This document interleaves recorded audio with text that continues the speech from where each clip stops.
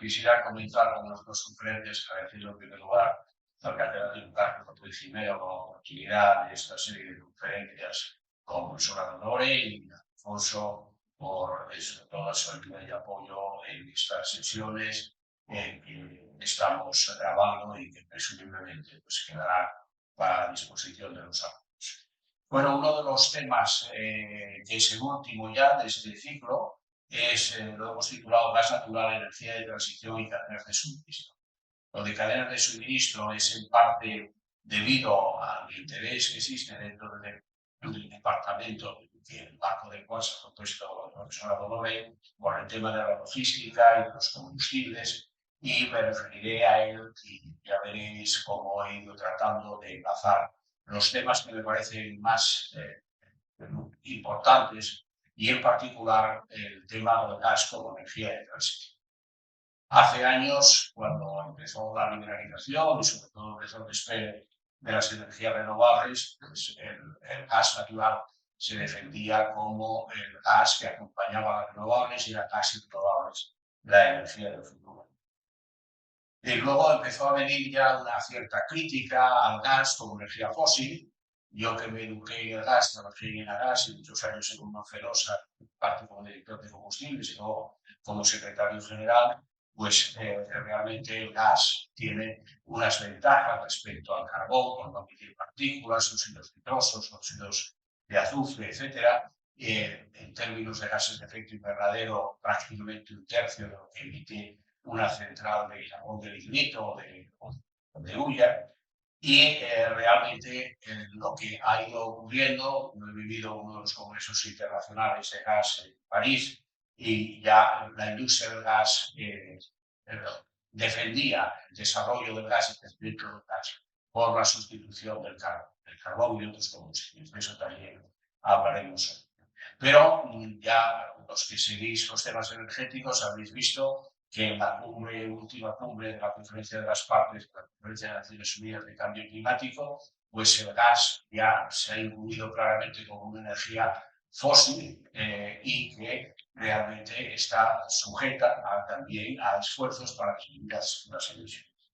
Por tanto, esta idea del gas como energía de transición nos parecía, o me parecía a mí, que era buena para iniciar la conferencia, y el esquema que voy a seguir es básicamente esto. Voy a hablar de gas de oferta y demanda, introduciré brevemente el tema de las cadenas de suministro, y me detendré de forma general en él, para centrarme en los temas del uso del gas natural, porque realmente es en los usos donde estamos hablando de retos del gas. Y terminaré hablando del gas como energía de transición y los enfoques que hay sobre el futuro del mismo. Bueno, empiezo inevitablemente, para los que no estéis familiarizados con el tema del gas, aprovecho para hacer una cierta publicidad, un libro que publicamos en el año 2000, Jacobo Balbás, otro compañero, ingeniero de minas y yo mismo, al hilo de nuestra experiencia profesional y de las clases que daba entonces como profesor asociado de la cadena de gas, en un momento donde las empresas españolas tuvieron un planteamiento estratégico e invirtieron, las empresas de electricidad, por ejemplo, invirtieron en plantas de gasificación en España, en buques metaneros, en plantas de liquefacción. Yo tuve el honor de vivir el desarrollo, la gestión de contratos a largo plazo con Egipto y Oman y la traída de ese gas, y sobre todo la construcción de una planta de liquefacción en la que yo participé menos más en la parte financiera y estratégica y planes de negocio, pero sí un proyecto de ingeniería importantísimo, con una planta de 7 millones de toneladas año. Digo esto porque luego me referiré a otro tipo de plantas y tecnologías que hay. Bueno, todo esto, para los que no estéis familiarizados con el asunto, realmente la cadena de gas empieza en la exploración y producción. En el libro realmente se habla de la exploración, se habla del tipo de yacimientos que hay, que se necesita, según sabe de un yacimiento, un tratamiento, y hay dos grandes redes, y por eso lo pongo aquí. El transporte por gasoducto, y luego cuando es gas natural licuado, hay normalmente un transporte por gasoducto en el país exportador, digamos Argelia o Noruega, planta de liquefacción, el almacenamiento, el transporte marítimo, el almacenamiento del CNL, la regasificación y ya en el país de destino, en las redes de transporte y en la distribución. Bueno, pongo esto sobre todo y perdonar a aquellos que tenéis una gran experiencia en estos temas que pueden parecer redundantes.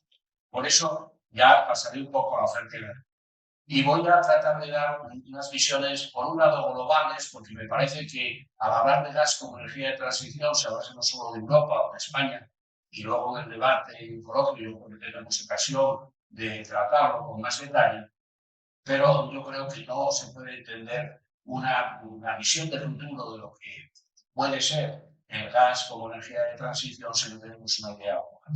El mercado, aprovecho para decir, y lo pongo ahí arriba, que las unidades habitualmente utilizadas son BCM, que es una unidad de volumen.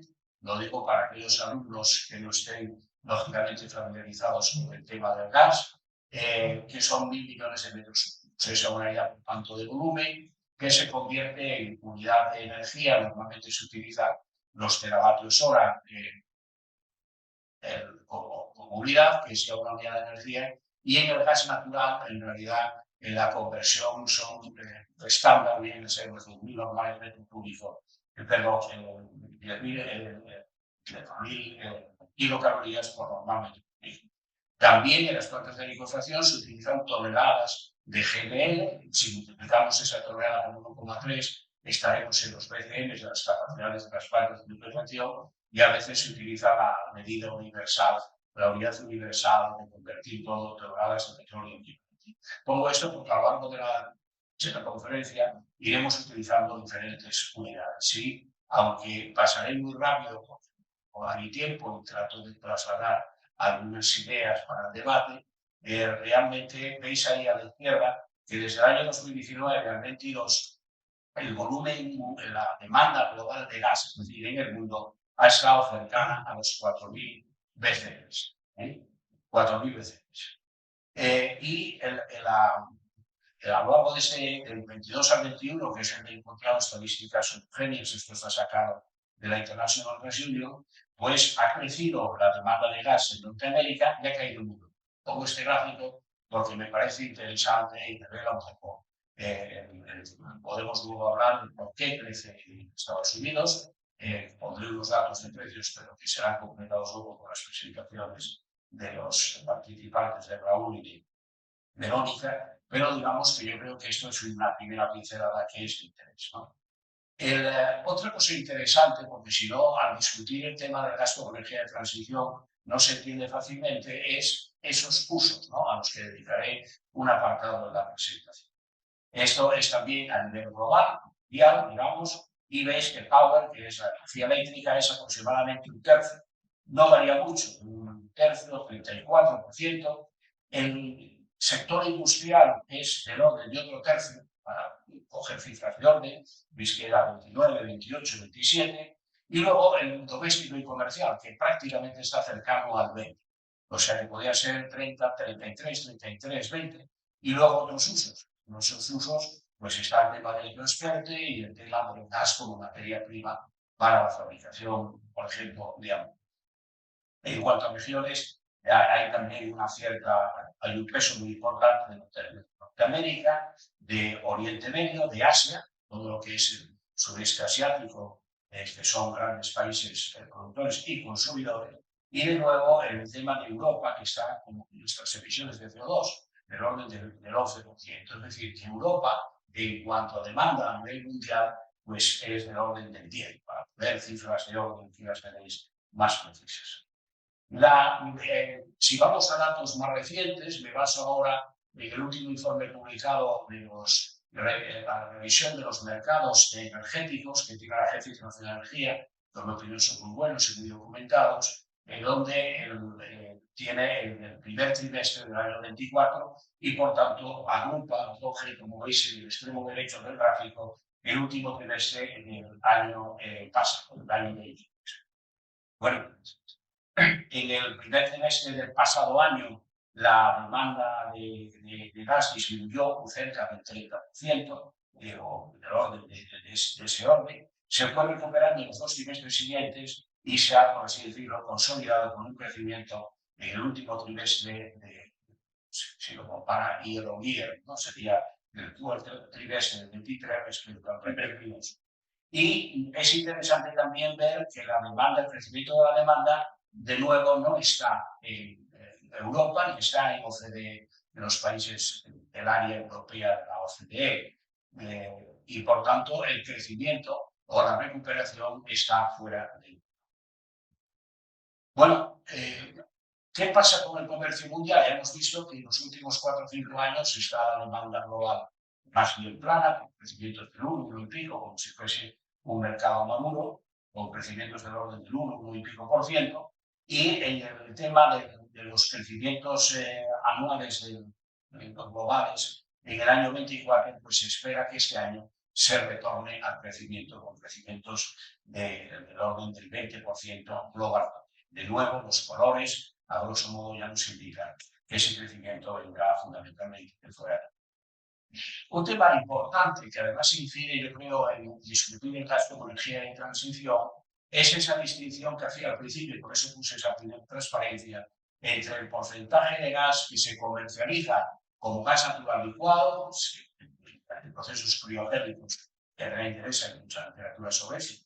En el libro que escribimos en su día se describe y sigue siendo válido, a pesar de que ya ha pasado un tiempo, pero digamos que aproximadamente la mitad hoy del gas que se comercializa es por gas natural licuado, o sea, se transporta en buques metaneros, se regasifica los puntos de destino y el gas por tubería o por gasoducto realmente ha ido bajando. Esta idea está reflejada, aunque no tengo los datos actualizados en este gráfico, pero si veis la línea roja, pues del orden del 45-50% es el gas, el porcentaje de gas comercializado, que veis que en total es del orden de 1.000 millones, o sea, se comercializa aproximadamente una cuarta parte de la demanda total mundial, pero ha ido subiendo de los 800 a los 1.000, pero también ha ido subiendo el porcentaje del orden del 75% en el año 2010 en el año 2021 a cerca del 50%. Es decir, hay una mayor tendencia a incrementar el peso del CNU de la mesa. Y luego hay unas diferencias entre lo que son países exportadores y países importadores. Esto está sacado del último informe de la International Gas Union. Europa es las líneas verdes, tenéis la demanda, en lo sombreado verde las importaciones y en el azul las exportaciones. Europa y Asia son grandes países importadores, pero sobre todo a Europa ya se ve que hay un cierto declive de la producción y un peso de la demanda del orden de 600, 500 BCM al año. Australia, exportador, África, exportador, pero en términos absolutos relativamente modesta. Rusia, gran consumidor de gas y también gran exportador de gas. Y Oriente Medio como un notable exportador, sobre todo de GNL, pero también gran consumidor de gas. Norteamérica es un caso aparte, porque casi por 1.000 millones, 1.000 PCM, 1.000 millones de metros cúbicos, es la área más importante, en Norteamérica también incluso México, y con exportaciones. Exportaciones que luego lo veremos, tienen una importancia geopolítica o estratégica muy significativa para el futuro del gas y que ha sido clave en la crisis de Ucrania. Bueno, realmente existen gráficos interesantes, luego pondré otro, de los flujos de comercio de género. Aquí tenéis, de nuevo, con datos de Rystad Energy, que es una empresa de consultoría, a la que luego también se quiere referir a ella, pues aquí están millones de toneladas, aquellos que sean más precisos, si multiplicáis estos valores por 1,3 o 15 veces, pero tenéis grandes países exportadores, Australia, Qatar, Oriente Medio, los Estados Unidos, Rusia, en términos de GNL más modesta, Malasia, Nigeria, Argelia, o sea, África, de nuevo Indonesia, Lejano Oriente y Omán, Oriente Medio. Es decir, luego incidiremos un poco sobre estos datos, pero da una idea un poco de quiénes son los importadores. Pues China, Japón, Corea del Sur, España, Francia, Reino Unido, Turquía. Los países de Europa y fundamentalmente que somos grandes importadores. Bueno, incidiendo en esta idea del peso del GNL, consecuencia de la crisis de Ucrania, de las medidas de política energética y estratégica importantísimas del año 21-22 del Renew Europe, Europa, yo creo que influida normalmente por Alemania, arrastra, digamos, mejor sentido de la palabra, o induce una política de seguridad, sobre todo para que en el invierno no faltase gas. Hay un documento interesantísimo, no tengo tiempo de ponerlo, pero pase a eso, tuve ocasión de participar en un debate en los cursos de la Granda y me pidieron un artículo que de forma resumida decía los principales hitos o hechos de entonces. Pero, digamos, hay una vuelta al género, hay una disminución de las importaciones del gas de Rusia, muy fuerte para no depender del gas ruso debido a las sanciones del petróleo, por eso la geopolítica fue aquí de una forma muy importante. Alemania reacciona, construye incluso en tiempo récord una planta flotante de regasificación y el GNL, que es algo que hoy cobra más protagonismo. Y yo creo que lo seguirá cobrando. Por eso creo que es relevante esta transparencia. Como veis aquí, de la demanda total de los 450 BCM que tenéis en el eje horizontal, el LNG ya casi es un 40%. En España, cuando yo empezamos a gas a tratar estos temas y la liberalización, las importaciones de Argelia eran Raúl y Verónica me van a corregir, alrededor del 60-70%, y hubo una tendencia a disminuir las importaciones de Argelia de un solo país por gasoducto, y esto nos da idea de esta recuperación del GNL. Bueno, no me detengo en esto porque ya lo he comentado, la idea que quería trasladar de la disminución de las importaciones de gas de Rusia y cómo eso se compensa con las importaciones de otros países y con las importaciones de GNL, que en gran parte provienen de la cuenca atlántica.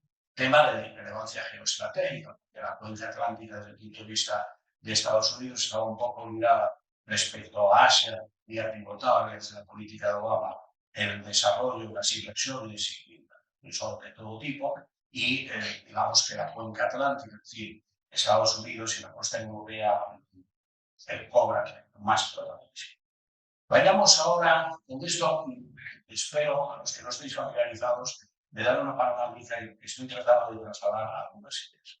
Reiteraré un poco las ideas. El transporte puede ser por gasoductos. He visto alguna de las transparencias que va a poner Raúl, que pone esta transparencia más clara que la mía, y esto lo sacado de la Asociación Europea de Operadores de Sistemas Eléctricos y de Gas, que tiene que hacer una planificación a 10 años, cada 2 a 10 años, y que analiza la demanda previsible, las infraestructuras, etcétera, para que no haya problemas de cuellos de botella.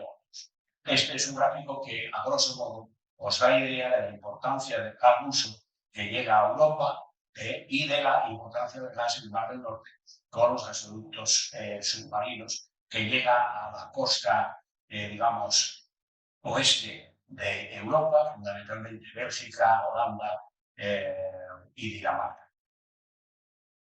Este es un plano de las plantas de regasificación, no está actualizado porque lo he sacado del BP, pero digamos que sí me interesa resaltar un poco esta idea de Estados Unidos. Estados Unidos pasó de ser un importador de GNL, y cuando empecé a trabajar en el gas había unas plantas de regasificación de GNL cercana a Boston que atendía el mercado local de Boston. Volvemos de alguna manera cuando hablemos de las plantas de pequeño tamaño de GNL. Y tenéis pues, en el núcleo donde hay más frutos verdes es la parte del sudeste asiático, ¿no? Bueno, diré, Australia fundamentalmente, pero Malasia, Indonesia, etc. Países exportadores que forman un mercado dentro de la cuenca atlántica, pero que en función del precio del gas y de los fletes, o sea, de los costes de transporte marítimo, ese gas llega también a Termino un poco con estos gasoductos, con este gráfico que a mí me parece muy bueno, de BP, de su BP Statistical Review of Energy, y en rojo tenéis los gasoductos, y la idea, los números, no están las líneas proporcionadas al volumen de las exportaciones, pero aquí veis el mercado de GNL, fundamentalmente digamos, que se cubre con oferta y demanda en el ámbito del sudeste asiático, pero luego ese gas que también llega a Europa, el gas de la costa oeste de África, que llega a Europa también en particular a España, y los gasoductos con un flujo importante entre Canadá, Estados Unidos y sobre todo del gas ruso hacia Europa. Y naturalmente no tenemos ocasión, pero en fin, el gas también de Asia Central, que empieza a exportarse consecuencia de las estrategias de Rusia, sobre todo al sudeste asiático. Este es un gráfico de España, simplemente decir que nosotros tenemos 6 plantas de regasificación. El año pasado hubo importaciones de 19 países y que, como veis, está muy diversificado. Y un país como Estados Unidos, que tenía un peso bajísimo hace años, cuando yo estaba en primera línea en los temas de gas, hoy es uno con 129 teravatios exportadores principales al sistema de sistemas. Bueno, una vez hecho esto, yo creo que ya tenemos que entrar en el tema de los usos. Y voy a hablar, por eso puse al principio la transparencia de la power, o sea, de la generación eléctrica, de la industria y del doméstico. Lo puse intencionadamente porque porcentualmente ese porcentaje, lo veremos ahora, se mantiene también en el caso de España. Entonces, en cuanto a usos del gas, bueno, esto es un poco lo mismo, voy a saltar, pero sí me gustaría decir que la industria, de alguna manera, a nivel global, está liderando la demanda de gas, la industria más que la energía eléctrica. ¿Y por qué? Porque la energía eléctrica tiene sus luces y sus sombras, el gas para la energía eléctrica, y lo veremos, discutiremos un poco ahora. Veis que el mundo y Norteamérica ha disminuido en el año 23 respecto al año anterior. Estos son datos del informe de la Agencia sobre el Mercado de Gas, que son muy recientes, afortunadamente, para esta conferencia. Y veis que el residencial y comercial disminuye, la energía aumenta pero poco y aumenta mucho la energía en Norteamérica, a lo cual no será ajeno lo que veremos luego del tema de los precios y la utilidad de gas para generación eléctrica en ciclos combinados. Y Europa, que cae la demanda, la producción la demanda de gas para energía eléctrica y cae también en residencial y comercial. Y la industria, esta primero en Rivier, como nos habla de la competitiva del gas para la industria, pues yo creo que el precio del gas ha sido uno de los temas, aparte de la caída de demanda por la COVID-19. En España, para dar diréis, bueno, está muy bien el mundo, pero ¿qué nos pasa en nuestro país? Pues aquí tenéis ya en teravatios hora, si multiplicáis esto por 0,086, llegamos a los BCM, es decir, en los 378, imaginemos que son 400 por 0,8, estaremos en 32 BCM. ¿No? Bueno, no lo hago exacto, porque si no se nos va la conferencia en estos detalles. A lo que quiero ir con esta transparencia es que la apuesta, además, desde el año 2009, no he puesto la fuente, pero está sacado del informe del gestor técnico del sistema. Fijaros que en el año 2009, en un momento álgido del desarrollo de los ciclos combinados en nuestro país, pues la demanda fueron 400 teravatios. Y ha ido cayendo y cayó bruscamente hasta el 2014 con 302. Y si veis la parte verde, que es el mercado convencional, que aquí incluye industria y doméstico y comercial, pues varía lógicamente, pero se mantiene relativamente estable. Lo que pega grandes variaciones en la contribución a la demanda es el gas para la energía eléctrica. La estructura de la demanda en nuestro país es hasta cierto punto similar a la del mundo, por así decirlo. Un 14% de doméstico comercial y pymes, que podría ser el residencial, un 44% de industrial, un peso importante, muy importante, del industrial, y el eléctrico un tercio. El eléctrico, como podréis pensar al ver el gráfico anterior, pues varía bastante en su porcentaje, consecuencia de eso.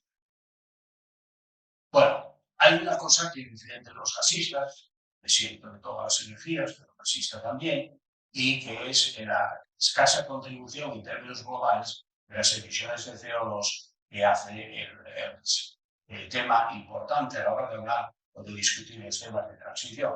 Y realmente en términos de partículas, de dióxido de azufre, etc., pues es mucho, mucho menos. ¿Esto qué significa? Significa que tenemos todos los sectores, estamos en una tendencia ineludible, en un camino, yo lo vimos en la clase de los escenarios y de las tendencias energéticas, de descarbonización muy clara, y ya no hay sector que pueda no ponerse en primera línea, ni el transporte marítimo, ni el transporte por carretera, ni ninguno. Todos los sectores, los industriales, que son difíciles de disminuir emisiones, el hierro o la siderurgia, etc. Por tanto, no digo que esto, o sea, pongo este gráfico para mostrar un poco el tema de la importancia de los gases de efecto invernadero. En este caso, en la parte inferior tenéis el dióxido de carbono, o sea, CO2. Pero es importante lo del carbón, porque parte de lo que voy a decir es una discusión respecto al paso de gas a carbón y el carbón. Bueno, he puesto esta transparencia, no viene quizás demasiado a cuento el libro documental de esta parte, pero lo pongo porque luego me servirá en las conclusiones para hablar de la tendencia de la reducción de emisiones. Desde hace años, y lo he ido viviendo, se venía diciendo, bueno, es que el metano, que sabéis que tiene un efecto global, un gas de efecto invernadero mucho más potente, una molécula de metano es mucho más, tiene un efecto mucho más perjudicial que una de CO2, pues se venía diciendo que el metano y el gas, que es fundamentalmente metano, gas natural, pues que tendría que reducir las emisiones. Bueno, yo creo que este tema está ahora en la industria de ello de una forma cada vez más clara. Y aquí tenéis dónde se produce el metano en toda la cadena, fundamentalmente en la producción de gases en los pozos y luego en el downstream, o sea, parte de transporte y distribución, y en mucha menor medida en la parte de los usos en el transporte o de los venteos. Yo me acuerdo de las primeras clases que di aquí, que fue un curso monográfico sobre el tema del gas, como era el año 2000, pues que las estadísticas, está en el libro recogido, pues el gas quemar una antorcha en los países de África, sobre todo, llegaban las estadísticas, no puede ser, son unas cantidades enormes. Eso ha ido disminuyendo.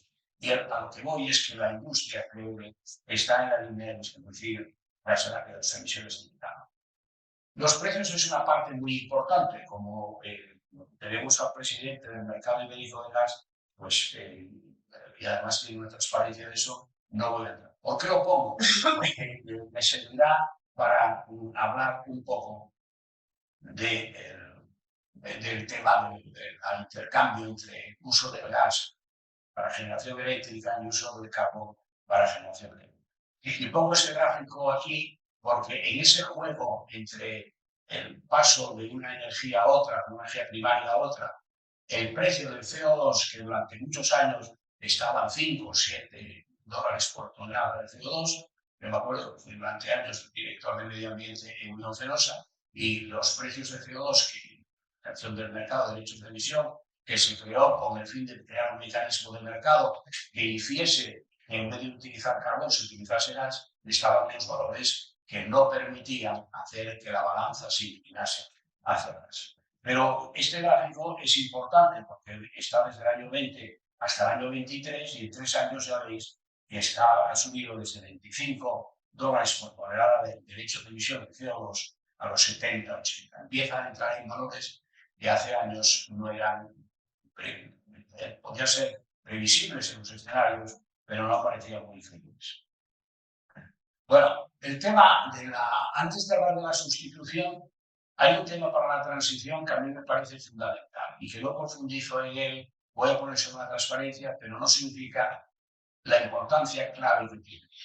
O sea, el gas en ciclos combinados o la generación tuvo y ha tenido un despegue y sigue teniéndolo, consecuencia de un rendimiento fantástico, muy por encima de las centrales convencionales de carbón, etcétera, pues era una parte más del mix de producción eléctrica.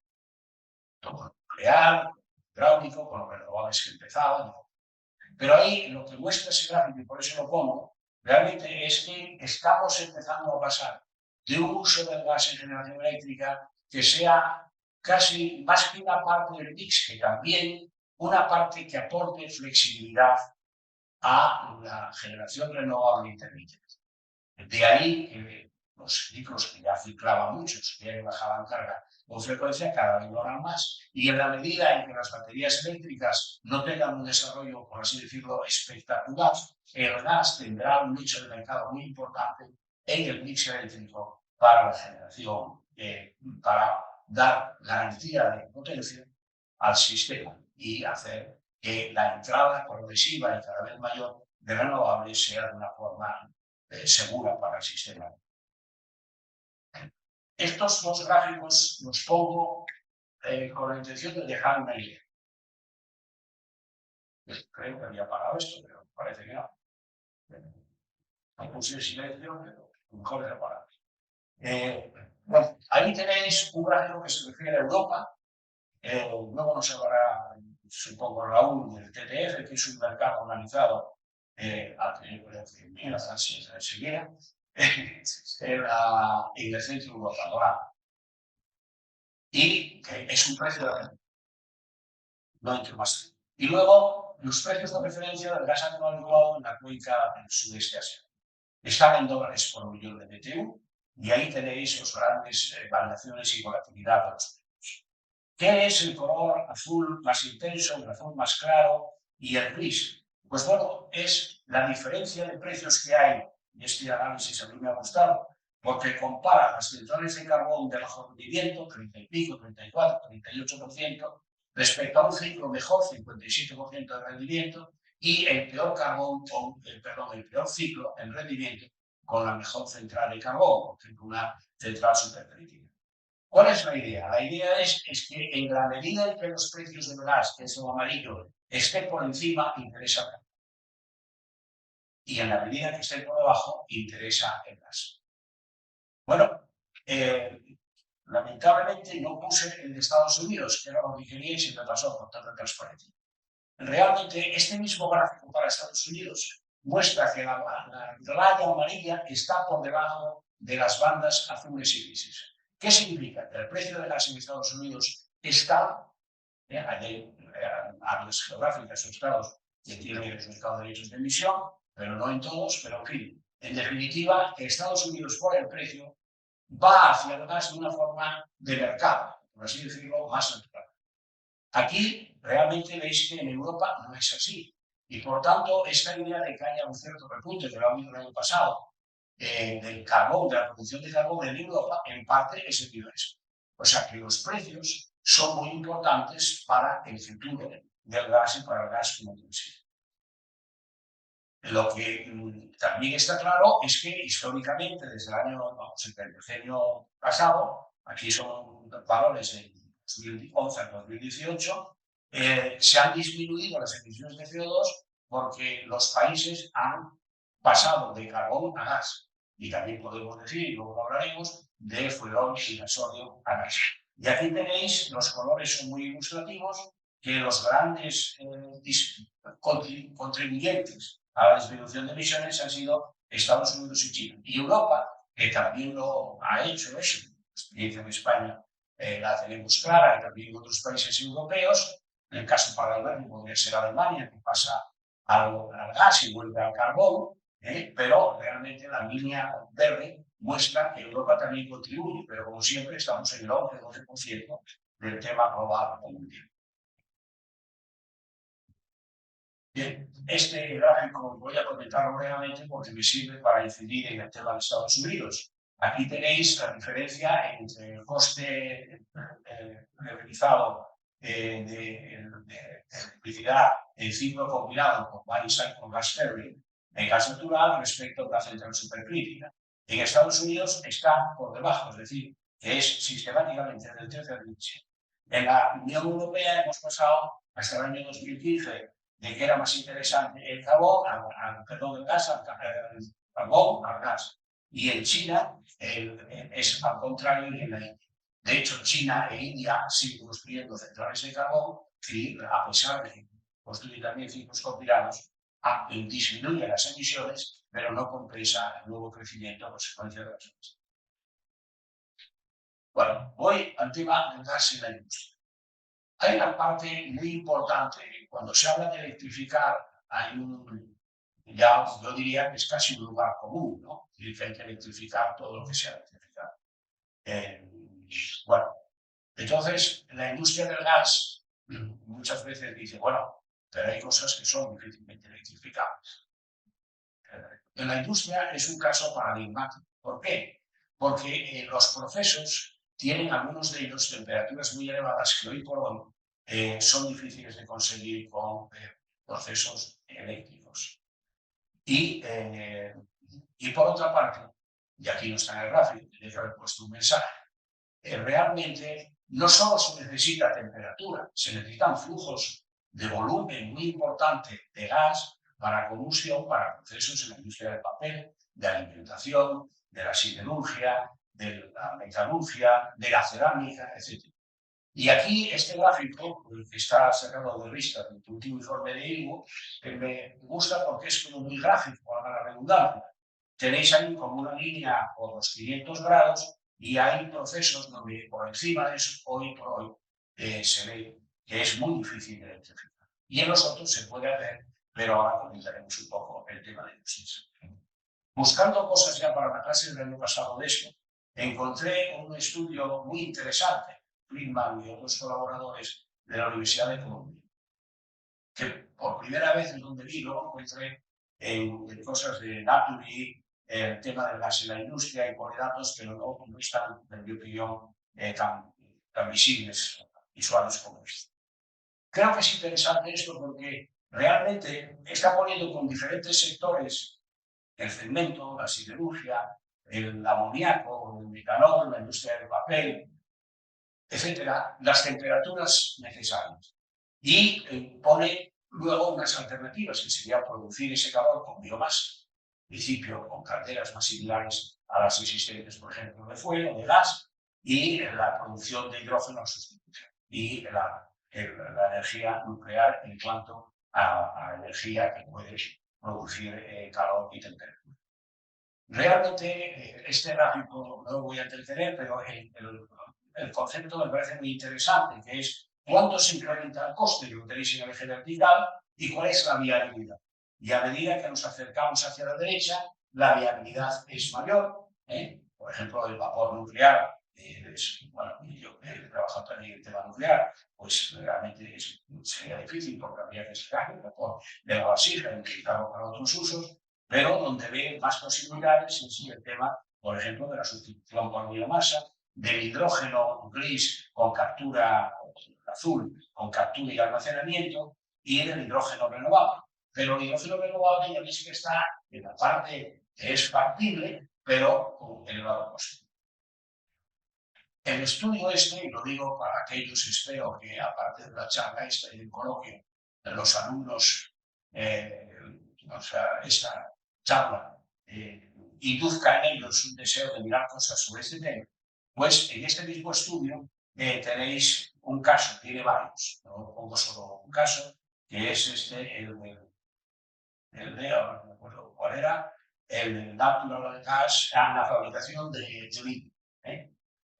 Incremento del coste ya del producto, de la tonelada de vidrio, asumiendo un coste del gas. Pensemos que este es un autor en Estados Unidos y por un precio de gas bajísimo, del Henry Hub, 2-3 dólares por millón. Bueno, ya se ve que para esa hipótesis de la sustitución del gas, en función de la tecnología o de la técnica que se utilice, pues en el estudio analiza diferentes tecnologías de electrificación, de resistencia, la biomasa, el hidrógeno a partir de la producción de gas reformado, etc. ¿Dónde quiero llegar? Es que si veis aquí el hidrógeno renovable, de nuevo está separadísimo, es decir, y en general la línea azul, que sería la de los precios más baratos del gas, pues están todos por encima. Es decir, que la electrificación o la sustitución del gas natural, mejor dicho, por otras técnicas para producir calor, no solo se encuentra con la dificultad de la temperatura y una producción en volumen constante y de flujos muy importantes, porque que haya visto una fábrica de vidrio pequeña, se da cuenta de la magnitud, y también que las técnicas de sustitución, en principio y por hoy, son más. ¿El gas en otros usos? Bueno, pues estaría en los edificios. ¿Por qué pongo este gráfico que está sacado de un informe del Boston Consulting Group? Porque ya podéis ver, aquí se trata en el eje vertical la capacidad de reducción de CO2. Pues se ve que en edificios, en términos absolutos, es mucho menor que lo potencial de la industria, y hay también un lugar común en la industria energética, que es que el power, la electricidad, es donde más posibilidades hay de reducir y donde aparentemente más fácil se puede. Una de las cosas que se discute ya en excelentes estudios cada vez más del tema de los combustibles alternativos para el transporte, que la Comisión ya, creo que fue en 2014, lanzó una directiva de los combustibles alternativos en el transporte, donde incluía el hidrógeno, el GLP, el gas natural, comprimido o licuado, y la comunicación en celdas de combustible. O sea, vehículo eléctrico, por supuesto, eléctrico, y el eléctrico, digamos, con pilas de combustible. Bueno, ¿por qué se ha puesto aquí? Esto se ha sacado de un informe de proyección de 10 años de los operadores de gas y electricidad, y ahí tenéis el gas natural en azul. Bueno, pues se ve que para el 2030, en función de diferentes escenarios, realmente el gas sigue teniendo un cierto peso. En letras. Bueno, con esto he tratado de mostrar el gas en generación eléctrica, el gas en la industria, el gas en el ámbito comercial, donde la gran duda es la sustitución de las calderas de gas de condensación por, como se llama, por bombas de carbón, y el gas en el transporte. Con eso yo creo que podemos hacernos una idea un poco de los cambios en las oportunidades. Voy a sacar estos dos porque ya estoy en casi el límite para que los invitados puedan hablar y podamos tener un coloquio. Bueno, en la clase anterior ya hemos dado un buen, entre comillas, repaso a todo el tema de escenarios y espero que hayan quedado algunas ideas claras. Pero si vamos a gas, son escenarios que el último informe de la International Gas Union hace a través de esta consultora vista, que yo todo lo que conozco de ella, está especializada en temas de petróleo y gas, y de un escenario del Instituto de Economics for Energy de Japón. Lo digo porque es la línea más recta que sube. Aquí en el eje horizontal tenemos decenios, el año 2025, que es más o menos donde nos encontramos, al año 2050. ¿Qué es lo que estos escenarios que analizan más en concreto el tema del gas dicen? Bueno, pues que si vamos a net zero de la Agencia Internacional de la Energía, que sabéis que no es un escenario prospectivo de proyección, sino que es más bien un escenario de ir al final lo que queremos y ir hacia atrás viendo qué es lo que habría que hacer, pues realmente el gas estaría. Por eso he incidido al principio en las unidades. En el eje vertical tenéis casi 3.000 y pico del año 2010, ¿no? Recordáis que estábamos en el primero 24. Bueno, ha ido subiendo, y veis los pequeños altibajos en el año 2022-24, que son los gráficos que puse aquí. Pero digamos que ¿dónde estamos? Pues estamos cercano a los 4.000 BCM del nivel global mundial. Porque como luego trataré de mostrar, la transición energética la podemos ver y la debemos de ver globalmente, es decir, en el mundo, por regiones y en nuestro país. Bueno, lo que dice el instituto japonés es que el gas seguirá aumentando, porque los países del sudeste asiático van a seguir utilizando carbón, porque la diferencia de precios a la que me he referido no va a dar para cambiar el tema del switching o del cambio, y porque hay ciertas cosas que son más caras. Defiende este informe, creo, el de Vista, no recuerdo, que realmente la sustitución de carteras de gas de condensación por la bomba de calor es más cara y requiere una inversión inicial más grande, y por tanto este escenario no ve un crecimiento espectacular en el segmento de los edificios. Ve sí los cambios en generación, y en los cambios industriales pues adopta una actitud un poco dual, porque dice que dependerán de los precios y de medida en que esas tecnologías que hemos dicho se van a. Este tema de los escenarios y de la situación de la descarbonización es muy importante. Yo tenía un gráfico antes que mostraba cómo el sector de petróleo y gas ha ido disminuyendo las inversiones anuales en exploración, producción y midstream. Y eso significa que la capacidad de producción va disminuyendo. Y una de las cosas que se observa, en mi opinión, cuando se analizan las transiciones energéticas, es que hay un énfasis pertinaz en el lado de la oferta. Y en el lado de la demanda siempre ponemos la eficiencia energética, que hay que disminuir el consumo, la eficiencia, pero en realidad la medida de esas distribuciones drásticas y de eficiencia son aparentemente difíciles de conseguir. ¿Por qué digo esto? Porque realmente en este gráfico que está sacado de este informe que comento de la INE, pues veis la potencial del GNL, lo que está produciendo. Pero ya se ve que a partir del 25 lo que está operativo en producción disminuye. Hay en desarrollo nuevas plantas, pero sube un poco la capacidad de producción y en el año 2035 de nuevo baja. La cuestión es que si las expectativas de la demanda de gas natural no crecen, o sea, no se confirman, y caen de forma radical, como aventura los escenarios del 1,5 grados, realmente la industria no invertirá. Y si no invierte la industria, probablemente nos encontraremos con una situación de que no haya suficiente capacidad de producción, en este caso de GNL, y que los precios subirán. Y si suben los precios, volveremos al carbón. O sea que es todas las cosas que se dicen en las clases de tener una visión holística, esta sería una visión holística en la práctica.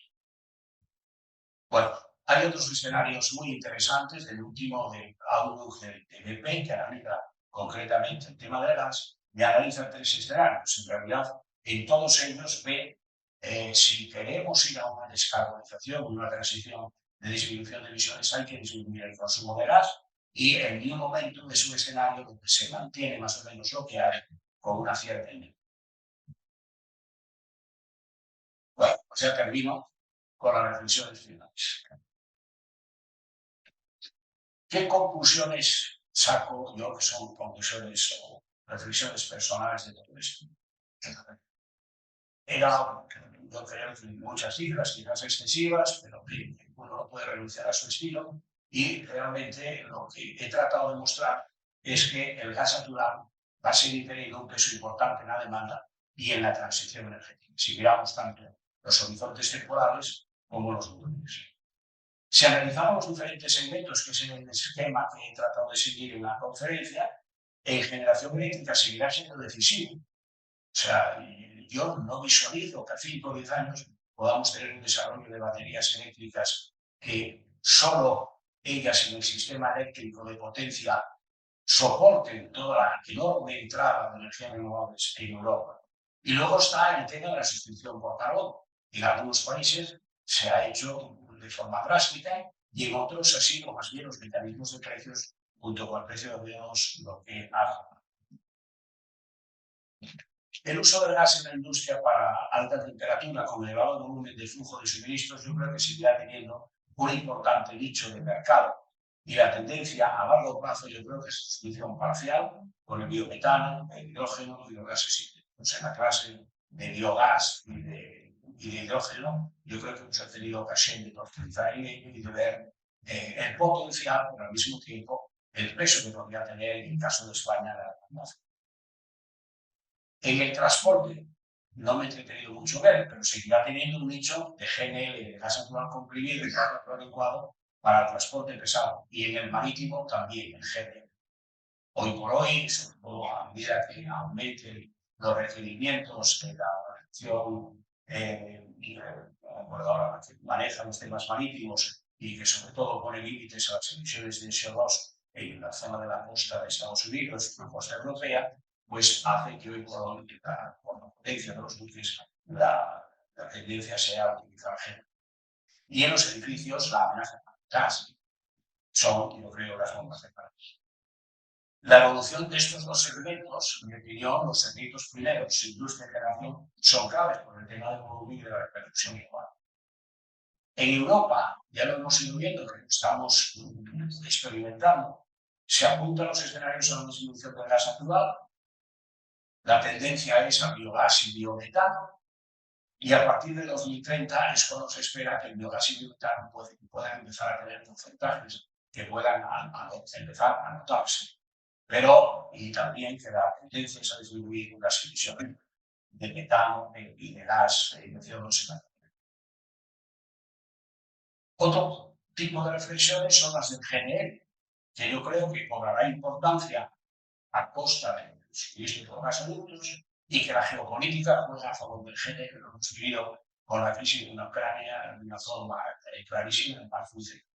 Y luego hay tendencias que no me da tiempo a entrar, que son, volvemos, yo que me crié como economista y como profesional en el sector energético, en las economías de escala, a lo mejor tener una central de 300 megavatios y de 1000, de 50, por las disminuciones de los costes de capital unitario, por las disminuciones de los costes de operación y mantenimiento. Ahora estamos experimentando no solo la energía distribuida en alto consumo, sino la energía distribuida en el territorio, en plantas fotovoltaicas.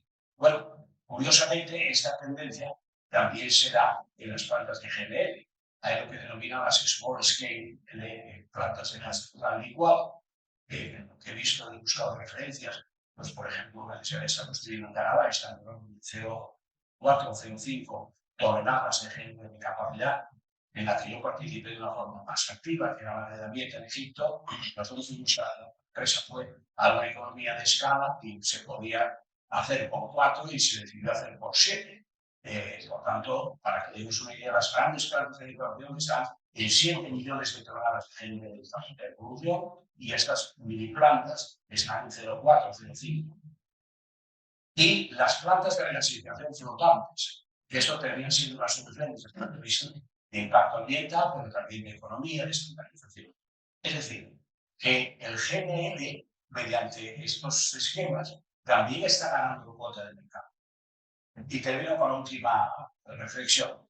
Bueno, yo creo que habrá una transición larga, y particularmente en el gas, tanto en el carbón como otras tecnologías, pero en el gas yo creo que será largo. Por largo, yo creo que son de décadas o de lustros. ¿Sí?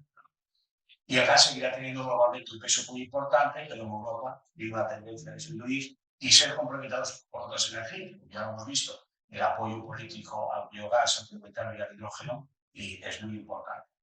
Bueno, y en cualquier caso, si llegamos allí, yo creo que no llego al año 2050 con salud, pues el gas sí tendrá a mitad del siglo que reinventarse. Con esta frase un poco jocosa, termino y yo creo que pasamos a las presentaciones. Muchas gracias por vuestra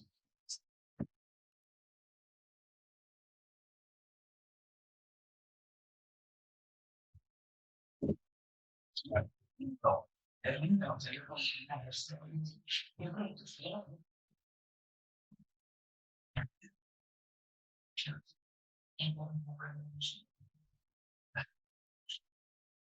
Bueno, Foso ya ha presentado por el cargo fundamental, bueno, por su experiencia también, hoy digo, la única que quiero agradecer desde luego que han tenido la amabilidad de venir aquí a una clase, una conferencia de la universidad. No somos el Club Español de la Energía, que llena salas y de profesionales, y por tanto yo creo que es muy de agradecer esta dedicación de tiempo a los alumnos y a la escuela. O sea, bueno, pues tenéis la palabra. Empieza. Aquí, desde allí, No, ese cartelín primero, vamos.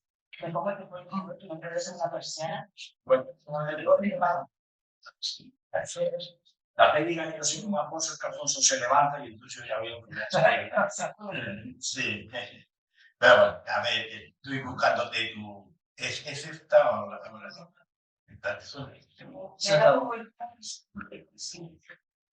A ver, sí, a ver, este. No, no, esta es justo la de. Sí. Vamos a hacerlo aquí, esto lo quito.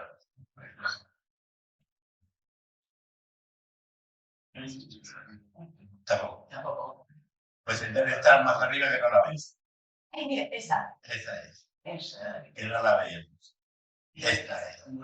Ya lo hago aquí y ya la a través de esto, pues también lo abro, y a través de aquí, pues la. Ya. Para acá. Y esto lo oculto para que se vea. Para que se vea. Vale. Pues buenas tardes a todos y agradecer hoy la invitación a mi piso esta conferencia que organizar y darlo a como podéis ver en la transparencia, primero presentarme, soy la presidenta ejecutiva de Gas Industrial, represento a los consumidores de gas intensivos aquí en España. Esos que necesitan estos procesos de alta temperatura, como aplicados sectores siderúrgicos, papeleros, cerámicos, alimentarios, químicos, de todos los sectores. Todos son gas intensivos, les pesa mucho el coste del gas en su producto final. Más allá del consumo, pues por ejemplo, puedo tener aquí entre los asociados un diferencial de 200. Es decir, el más pequeño tendría que consumir gas durante 200 años para equiparar lo que el gas que tengo en un año. Pero a los dos les pesa mucho el gas en el producto final y están sometidos a mucha competencia internacional.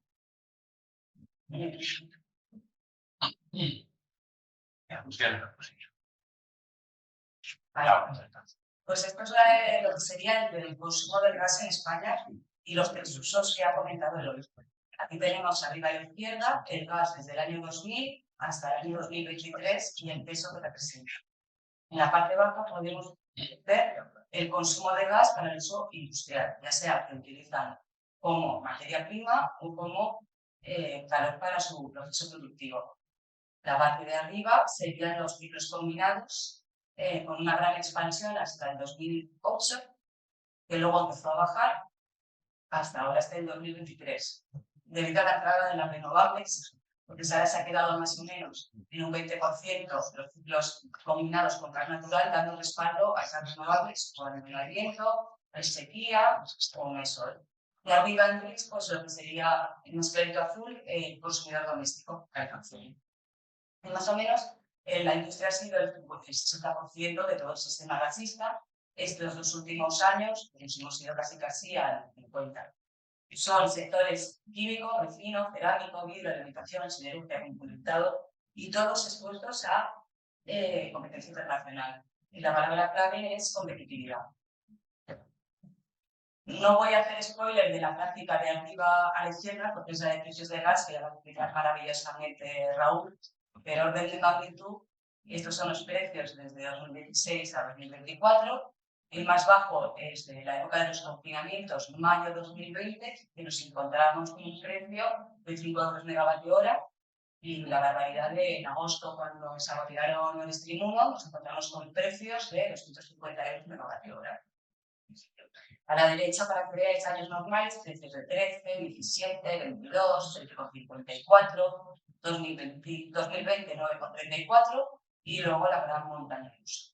Me voy a centrar en la palabra competitividad y qué pasa con estas industrias que han hecho ante estos altos precios. Ya me voy abajo a la izquierda. En gris y en azul, que serían las dos líneas amontonaditas ahí arriba de todas, son años normales en los que no ha pasado nada. Podemos ver que es plana, predecible, estable. Si veis que sube y baja es algo tan tonto como que febrero tiene 28 días o los meses 30, 31, pues sube y baja. Y agosto, pues otra vez la reacción. Y va a ser bastante plana y estable. En amarillo, perdón, en naranja, es el año 2020. Podéis ver el impacto en los consumidores gas intensivos del COVID. Se cerraron industrias no esenciales, se eliminaron pues, movimientos, se paró la industria de automoción, todas cayeron en cascadas, y como a partir del desconfinamiento, como después de esa bajada drástica, remonta a lo largo de los meses y ya volvemos a lo mismo más o menos en julio 2020, como volvemos a estar en el pelotón otra vez arriba, amontonados. Y el impacto de Ucrania.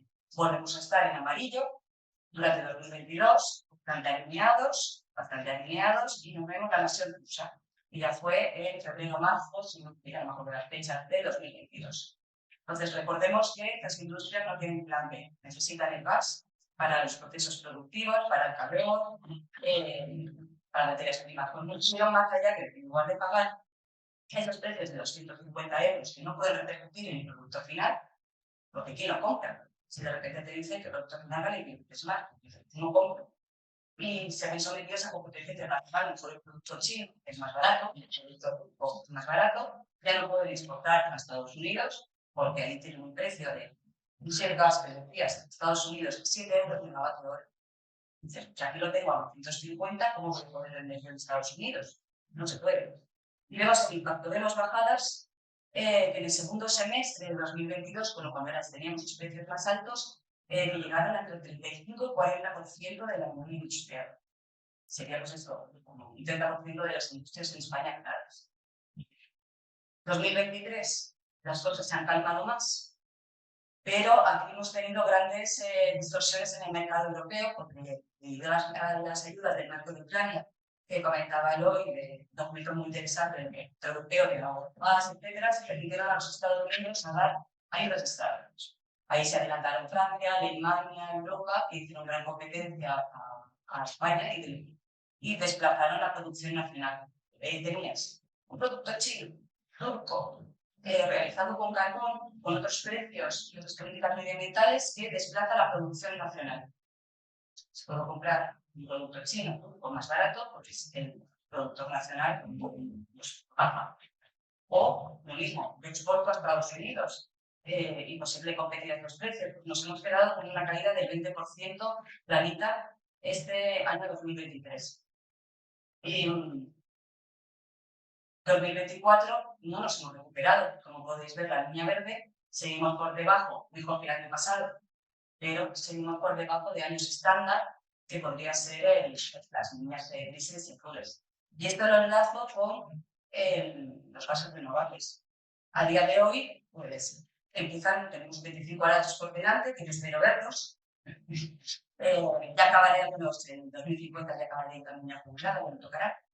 Pero es como, pues, a ver, ¿qué precio puedo estar dispuesto a pagar? Si yo ahora me cambio a biogás o metano, tengo una horquilla de precios, depende del producto, entre 55 euros megavatio hora, 90 euros megavatio hora. Es la tecnología, digamos, la más competitiva, primera que cambiar. ¿Cómo voy a competir con Estados Unidos con un precio de 7 y con China con un precio similar? Si yo produzco con un producto con un gas, entre el gas y el metano, 55 y 90, con gran dificultad. Si ya me voy al hidrógeno verde, si llegase a las fábricas, el precio es de 155 euros megavatio hora. Con ese precio era el pico de los precios de la crisis energética que vivimos, y ahí pues imposible competir con un precio de 155 euros. Con lo que hay que ser muy prudente de cómo se hace esta transición, porque lo que vamos a hacer si no es externalizar emisiones. Lo que no produce en España se va a ir a China con carbón que les estamos viendo. Y me caso. Muchas Me gracias. dicho control.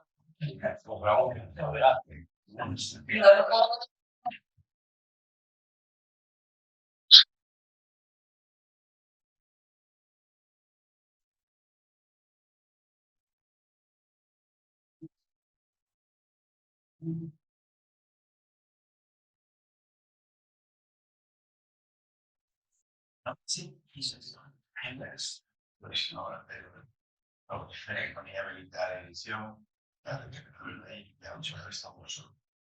Bueno, pues no sé muy no se me desplazará, ya que ya no sé qué tengo por ahí. ¿Sabes eso?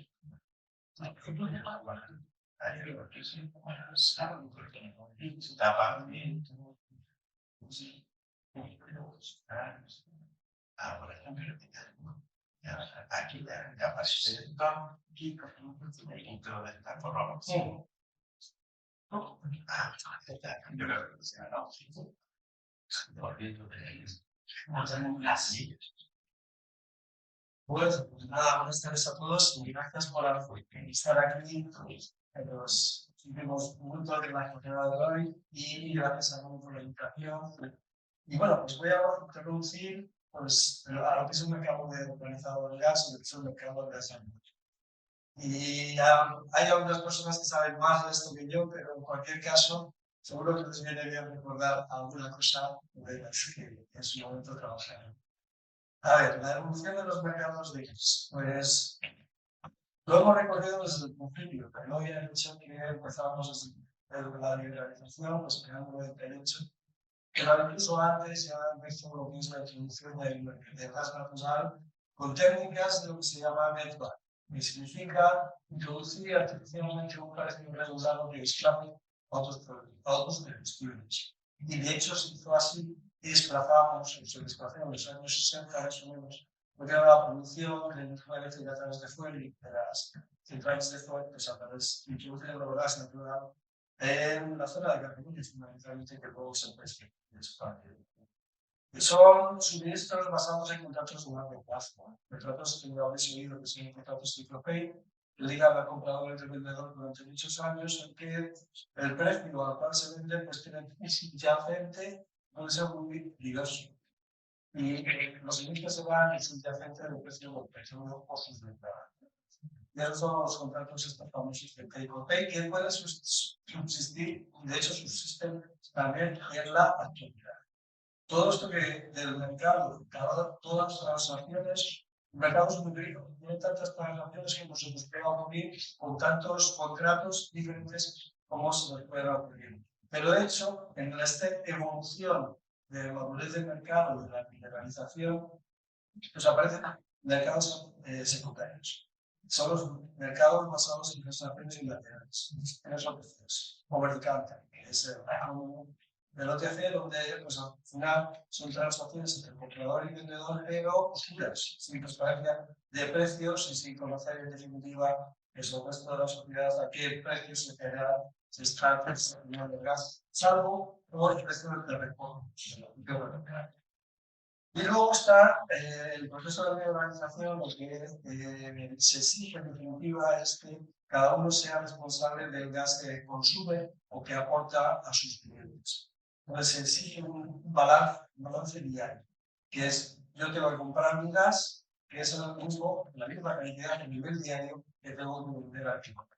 Ese balance diario se estableció en el sistema de liberalización que debería accesar mediante una plataforma, que es un mercado organizado, donde alguien compra y vende gas de forma organizada, pero de forma transparente en cuanto a precios, pero de forma anónima en cuanto a la contraparte. Hasta ahora sabíamos perfectamente quién era la contraparte de los mercados organizados, los mercados a través de plataformas informáticas en Filipina, de sistemas de información, uno mete su oferta y la casa con alguien que no sabe quién es. ¿Vale? Hay un intermediador, que es el operador del mercado para el producto de corto plazo, que hace de contraparte, comprador y vendedor, y para los productos de más largo plazo, con mayor cantidad, con mayor volumen y, en consecuencia, con mayor impacto económico, esa contraparte se especializa y se hace o se lleva a lo que se llama una cámara central de contraparte, que es la cámara de clearing o de liquidación que establece que el contraparte, el comprador y el vendedor para transacciones afectivas. Y todos estos procesos de clearing del mercado organizado ya nos hemos recorrido, probablemente también en la mercado de gas natural en España, y estamos en la parte más alta. Incluso si uno tiene interés, podemos pues, hablar más de lo que son productos más novedosos y especializados que estamos poniendo a disposición de los usuarios de business. Bueno, ¿cuál es la configuración de los mercados de gas en Europa? Pues una configuración que yo llamo de punto gordo, que en definitiva pues son de sitios donde prevalece el sistema de balance de entrada-salida lineal. Es decir, o también lo podréis oír con el nombre de hubs, pero por ejemplo, Francia es un hub porque no hay en principio problemas de intercambio de gas en ningún sitio de la red de transporte francesa. No es así estrictamente, sino que hay compensaciones entre los operadores de gas dentro de Francia para que esto sea así.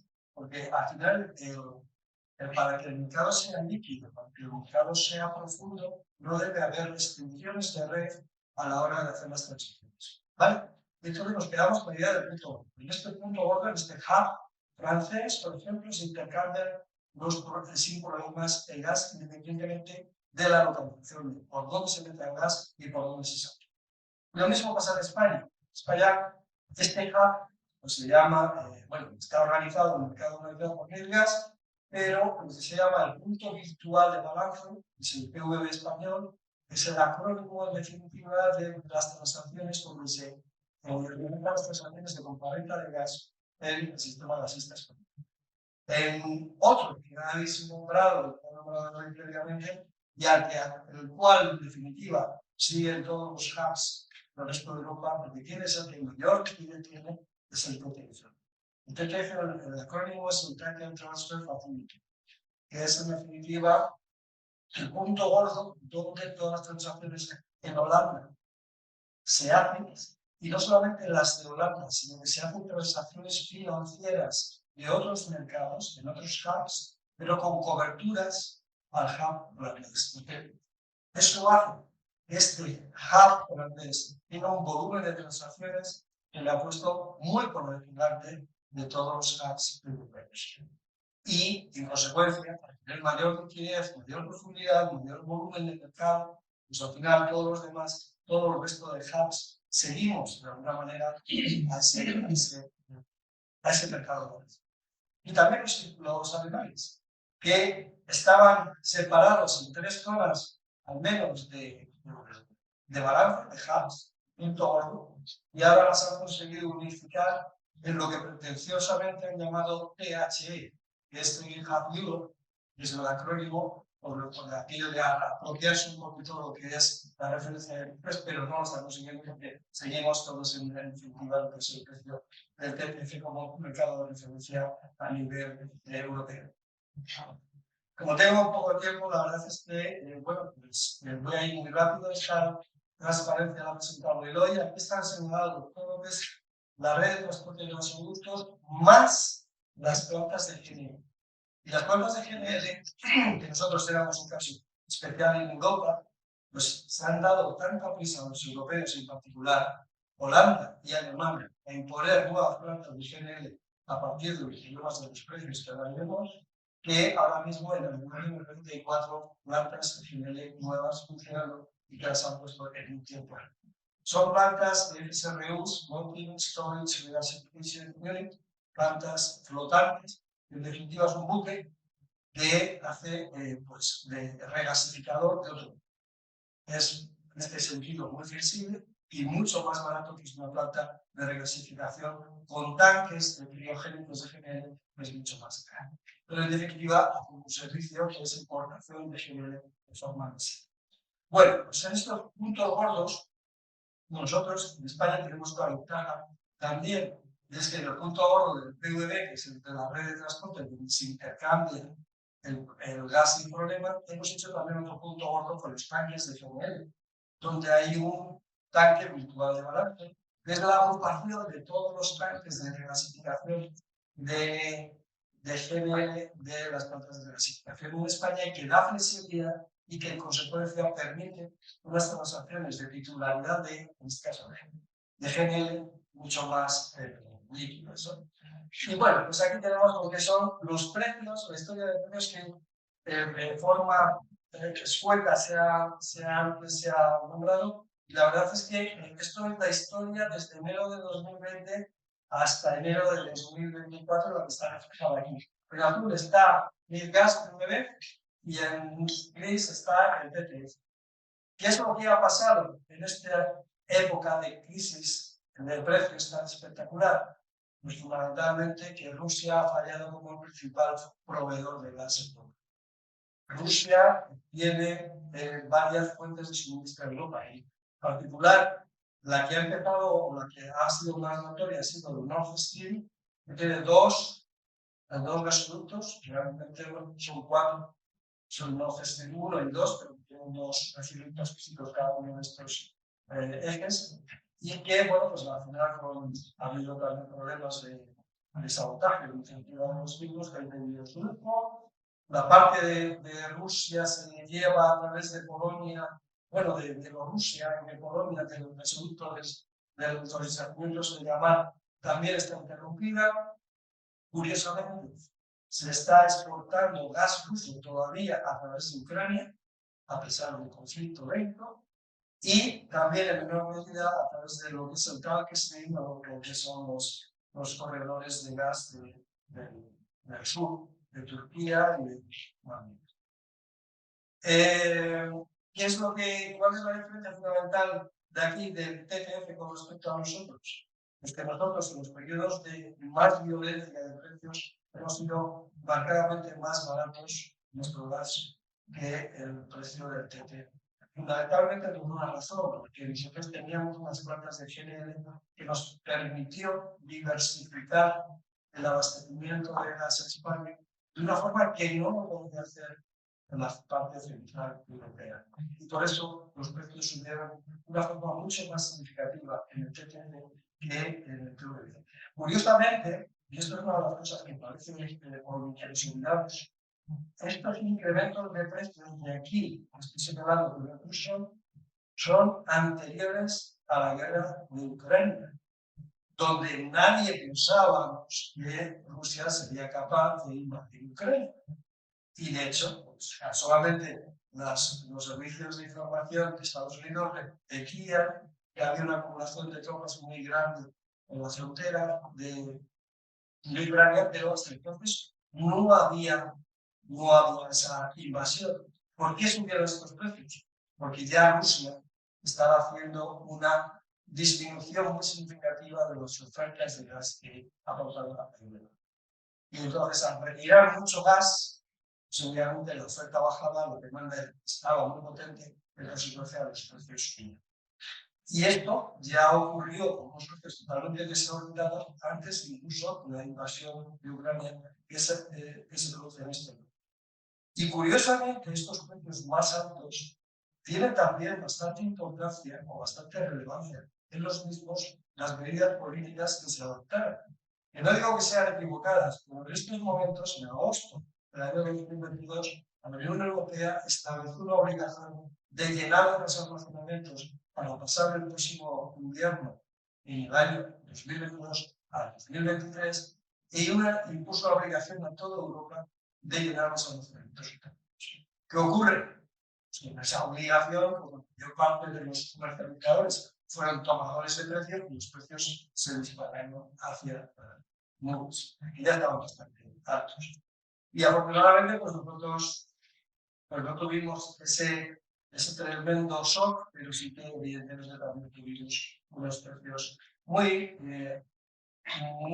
caros.